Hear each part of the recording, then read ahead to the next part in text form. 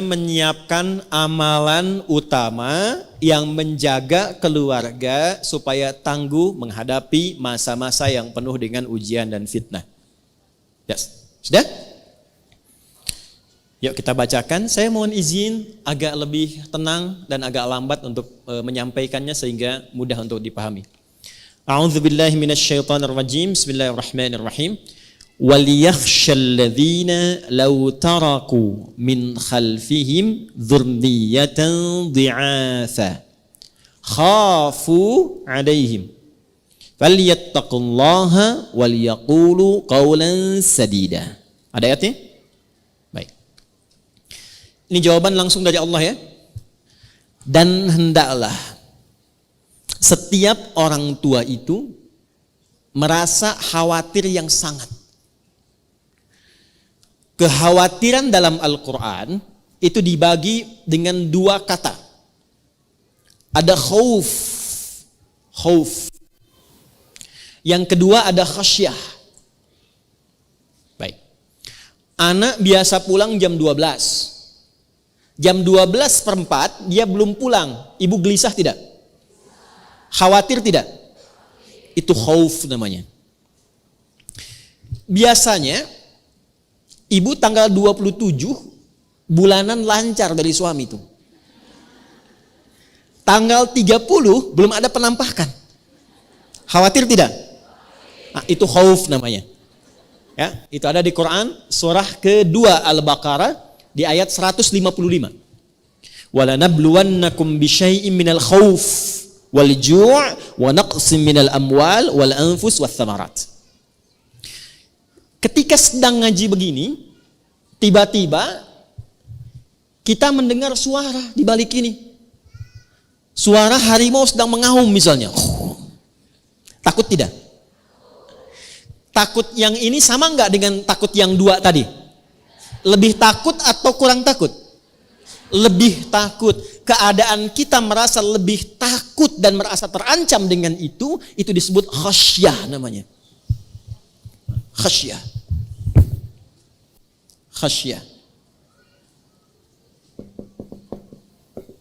Ya. Sudah? Saya kembalikan. Di dalam Al-Quran, kekhawatiran orang tua itu terhadap anak tidak digambarkan dengan khauf tapi menggunakan kata khasyah. Seakan-akan gini ayatnya. Hendaklah para ayah dan ibu itu, ayah bunda itu memiliki kekhawatiran yang sangat. Seperti Anda berada di kandang singa, kandang harimau, terancam dengan sesuatu, ya. Kapan? Lau taraku min khalfihim dzurriyyatan dhi'afa. Kalau Anda melihat anak-anak itu tidak disiapkan sehingga mereka lemah di masa depan. Jadi yang dikhawatirkan itu bukan hartanya, Bu. Ibu nggak usah khawatir kalau harta yang sekarang hanya untuk cukup makan di hari ini, karena besok ibu belum tentu hidup. Ini manusia pada aneh sekarang nih. Ya, kata Nabi itu orang yang punya jatah makan untuk hari ini itu orang kaya. Kan besok belum tentu hidup. Besok itu direncanakan, yang sekarang dijalani. Kenapa Anda khawatir pada yang belum akan dilakukan, tapi yang sedang dikerjakan itu tidak dikhawatirkan? Maka yang terjadi saat ini, perhatikan kalimatnya, perhatikan ayatnya. Jangan pernah kita mengkhawatirkan dalam kehidupan rumah tangga melebihi kekhawatiran terhadap kondisi anak yang lemah. Tuh. Ini saya mohon maaf ya, sekaligus ini pesan saya bagi para ayah, termasuk saya pribadi. Ibu, suami, para ayah itu tugasnya mencari apa? Nafkah. Nafkah itu untuk kemana? Oke, ulang. Para ayah tugasnya mencari apa? Nafkah itu kalau sudah dapat, dibawa kemana? Baik. Sekarang saya tanya balik yang kedua. Di rumah itu anak berharga tidak? Baik. Harta berharga tidak? Berharga mana anak dengan harta? Baik. Tapi kenyataan sekarang kan tidak begitu. Saya ulangi ya. Berharga mana anak dengan harta? Tapi kenyataan sekarang tidak begitu. Coba lihat. Ayah yang bekerja sempat gak kemudian memberikan pendampingan pada anak? Berapa kali telepon anaknya? Berapa kali komunikasi dengan anaknya? Ibu lebih sering interaksi dengan anak atau dengan handphone? Tuh. Ya. Nah, itu sekarang dibalik, ayatnya berlaku. Hendaklah para ibu itu merasa khawatir yang sangat pada anaknya, bukan handphonenya. Nih Bu, saya tanya, kalau ada anak ibu bawa handphone ibu yang iPhone 15 itu, terus dibanting oleh ibu di hadapan ibu, dibanting oleh anak ibu di hadapan ibu, ya. Ibu sedang ini main media sosial, anaknya manggil, ibu nggak nengok, dibawa handphonenya oleh anaknya, dibanting di hadapan ibu. Saya tanya, ibu marahin anaknya atau marahin handphonenya?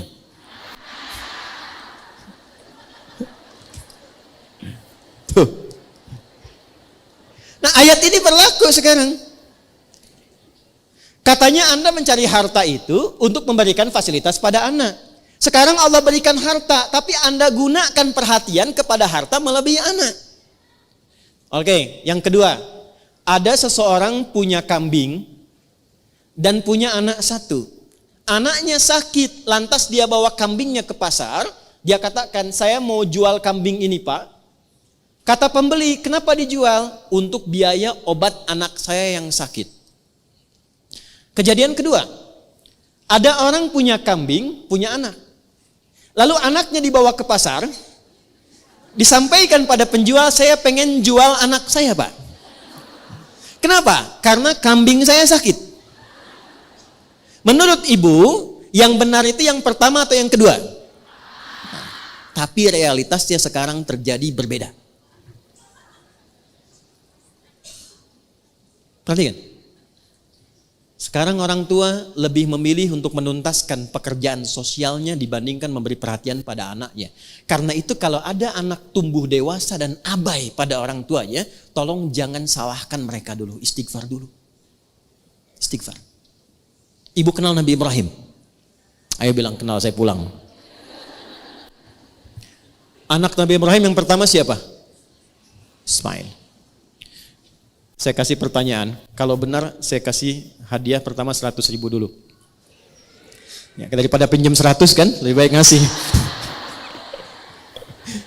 Dah, Nabi Ibrahim punya anak pertama kan, namanya siapa? Ismail. Ini yang jarang sekarang tahu. Yang tahu langsung angkat tangan saja. Istrinya Nabi Ismail namanya siapa? Ya? Salah. Salah. Salah. Waktu habis. Jawaban yang benar, Bumail.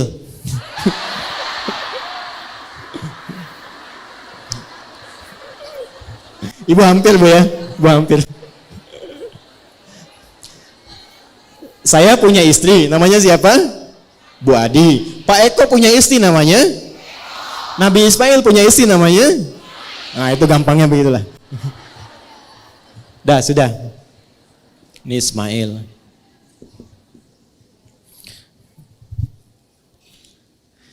Ayahnya siapa? Ibrahim. Punya istri namanya? Bukan, Siti Hajar kalau yang ini ya. Ibrahim. Dah, sini. Ibrahim tinggal di mana alaihissalam? Di mana? Tepatnya di mana? Ibrahim tinggal di Kanaan di Palestina. Ismail di mana? Di Mekah. Perhatikan baik-baik ini yang mau saya sampaikan. Nanti kisah ini direkam sempurna dalam Al-Quran, bahkan disurah dengan namanya surah Ibrahim. Perhatikan baik-baik. Sekalipun ayah itu berada di tempat yang jauh, ayah di Palestina, anak di Mekah, tapi tidak menghilangkan kesempatan ayah untuk memberikan perhatian kepada anak. Nabi Ibrahim itu Nabi, Rasul, seorang suami, seorang ayah. Beliau mencari nafkah, beliau berdakwah. Tapi setiap pertumbuhan Ismail itu selalu memastikan dan datang melihat. Ismail tumbuh bagaimana? Ismail temannya siapa? Sampai mau nikah pun itu tahu dan memberikan arahan. Nih istri yang bagus begini, yang soleha begini. Apa yang terjadi? Ini yang mau saya katakan. Dengan perhatian orang tua yang begitu luar biasa, bahkan belum balik pun, itu anak merasakan dalamnya pekerjaan ayah. Saat Nabi Ibrahim diperintahkan oleh Allah, tugas meninggikan bangunan Ka'bah, ditinggikan lagi, karena di zaman Nabi Nuh itu hancur kena banjir. Saat mengambil batu, kakinya melangkah, kaki pertama yang menapak disebut makom namanya. Jadi kalau ibu umrah atau haji, itu di Hajar Aswad, geser sedikit ke kanan, searah tawaf, itu ada makom Ibrahim ya. Nah, itulah tapak kaki Nabi Ibrahim pertama saat akan meninggikan bangunan Ka'bah. Lalu ketika membawa batu ingin meninggikan, anaknya melihat itu. Nah, yang tidak banyak orang tahu, anak beliau itu, Sayyidina Ismail, itu belum balik waktu itu. Ketika melihat ayahnya sedang bekerja, merasa pekerjaan ayahnya, maka anak itu bawa batu dari sisi yang lain. Batu yang dibawa kemudian disusun. Kalau bahasa kita, ayah aku boleh bantu enggak? Disusun-susun. Kalau batu sendiri, batu disebut hajar namanya. Kalau dia disusun-susun, membentuk satu bagian disebut hijr namanya. Kalau dia menjadi ruang disebut hujrah namanya. Maka disusunlah batu itu menjadi bagian dari sisi Ka'bah. Sampai sekarang diabadikan dengan nama Hijr Ismail. Tapi poinnya bukan karena hijrnya. Poinnya itu refleksi bagi setiap orang tua yang tawaf. Itu dengan hubungan dengan anak bagaimana? Jangan-jangan harta kumpul bagus, jabatan suami bagus, ibu enak, tapi dengan anak gak cocok. Gak pernah kenal, gak pernah salam, pergi cuek begitu saja. Apa? Jadi harta yang didapatkan selama ini untuk apa? Anda mencari harta keluar untuk yang di dalam. Anda dapat harta di luar, tapi gak dekat dengan yang di dalam. Lalu manfaatnya apa harta yang didapatkan itu? Dan hebatnya, saat mendapat tugas berat untuk menyembelih pun, itu anak langsung berdedikasi mengorbankan jiwanya. Pak, kalau perlu lakukan sekarang cepat, jangan ditunda. Orang tua yang begitu perhatian pada anak, Anda bukan hanya mendapatkan kasihnya, dia bahkan rela berkorban nyawanya untuk kebahagiaan kedua orang tuanya. Itu yang sekarang tidak nampak dalam kehidupan kita. Ibu kalau lihat anak sakit keras, seakan ingin bertukar ganti kan? Ya Allah, kalau perlu saya saja ada di situ. Sekarang anak melihat orang tua sakit keras. Ya Allah, lebih cepat lebih baik ya Allah. Dah. Yuk kembali ke ayat Quran surah 4 ayat 9. 3. Ada berapa? 3. Wal yakhshal ladzina law taraku. Ini jawab dulu ya supaya enggak melebar kemana mana. Wal yakhshal ladzina law taraku min khalfihim dzurriyyatan dhi'afa. Hendaklah para orang tua merasa khawatir yang sangat bila anak-anak itu lemah menghadapi tantangan zamannya. Lemah dalam hal apa? 3. 1. Lemah imannya. Saya ulangi, lemah imannya. Iman pasangannya di Al-Quran amal soleh. Jadi kalau orang itu sudah lemah imannya, pasti amal solehnya sedikit. Kalau orang sudah sedikit amal solehnya, itu tandanya imannya sedang lemah. Maaf, biasanya sholat sunnah sekarang cuma fardu saja, sunnah nggak dikerjakan. Itu tandanya sedang lemah iman. Biasanya puasa sunnah, sekarang malah nggak dikerjakan sama sekali. Itu tandanya sedang lemah iman. Baik. Biasanya akhwat ini sholatnya rajin, sekarang bahkan sholat fardu pun sedang tidak sama sekali. Tandanya apa? Tidak, tandanya sedang head. Ya? Dia tidak sholat. Tapi kalau dia abaikan sholat begitu saja, itu tandanya sedang ya bermasalah imannya. Saya ulangi, akan muncul masa-masa di mana iman seseorang itu, kata Nabi, begitu saking lemahnya, bukan sekarang menurun. Ada yang paginya beriman, sorenya sudah hilang imannya. Yusbihu mu'mina wa yumsi kafira. Subuh masih beriman, sore sudah nggak beriman lagi. Dan itu terjadi dengan cepat sekali. Ya, pagi-pagi masih biasa. Begitu sore ketemu kawannya yang berlawan jenis dan mengatakan aku mencintaimu. Tapi kalau engkau cinta padaku, engkau harus ikut agamaku. Banyak terjadi sekarang? Saya ulangi, banyak terjadi sekarang? Itu. Lemah iman.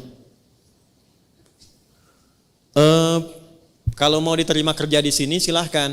Tapi harus konsisten dengan jadwalnya. Dan jadwalnya dibikin persis di waktu-waktu sholat. Sampai jaga toko pun rela menjaga toko dengan meninggalkan Jumatan. Ada yang begitu? Kalau dipertahankan itu tandanya imannya bermasalah. Baik. Suami ibu dapat pilihan. Pak, ini proyek besar. Bapak ikuti cara kami, Bapak dapat fee 50 miliar. Tapi kalau Bapak bertahan dengan aturan, yang gak dapat Pak, cuman gaji aja 5 juta. Saya tanya, ibu pilih mana? Dapat 50 miliar kehilangan iman, atau mempertahankan iman cuma 5 juta? Gak ada pilihan ketiga, udah gak usah milih, 2 aja itu. Saya tahu pengen 50 miliar dan 5 juta, saya tahu itu. Karena eranya gak milih begitu, cuman 2 pilihannya. Sekarang cuma 2. Ya, dia hafal Qul huwallahu ahad, dia katakan semua agama sama, menuju pada Tuhan yang sama, cuman caranya beda. Ada yang begitu? Ada yang nggak kenal dengan masjidnya, dia sholawatan sudah pindah ke tempat ibadah umat lain. Ada yang begitu? Nah, tandanya sudah muncul. Kata Allah, kalau orang tua sudah mendapatkan yang seperti itu eranya, mesti khawatir lebih dalam kepada anaknya dibandingkan dengan masa-masa biasa. Lemah iman. Nanti kita cari solusinya. Orang tuanya jangan ikutan. Sudah eranya begitu, yang dikuatkan bukan imannya. Diberikan fasilitas dunia lagi, handphone ganti lagi, kan? Ya, mobil ganti lagi, motor ganti lagi. Tapi nggak dilihat gimana sholatnya, gimana baca Qurannya. Ya, ibu kalau ada kebakaran sedang melanda dan kita berlindung supaya tidak terjadi demikian. Ini contoh saja. Ada kebakaran terjadi, anak ibu tertidur di kasur.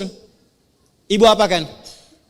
Bangunkan. Dan dia mengatakan, Mang, nanti aja gak enak. Ibu paksa dia keluar atau tidak? Kenapa? Takut terbakar. Panas gak apinya? Nah, saya mau kasih tahu dari sekarang, neraka itu lebih panas. Dan saat sudah tiba waktunya, udah gak ada kesempatan lagi. Ibu gak bisa berkata begini, ayo cepat, di depan neraka. Gak bisa. Kalau waktunya sudah tiba, udah selesai. Tidak akan bisa menggantikan setiap posisi. 2, lemah ilmu.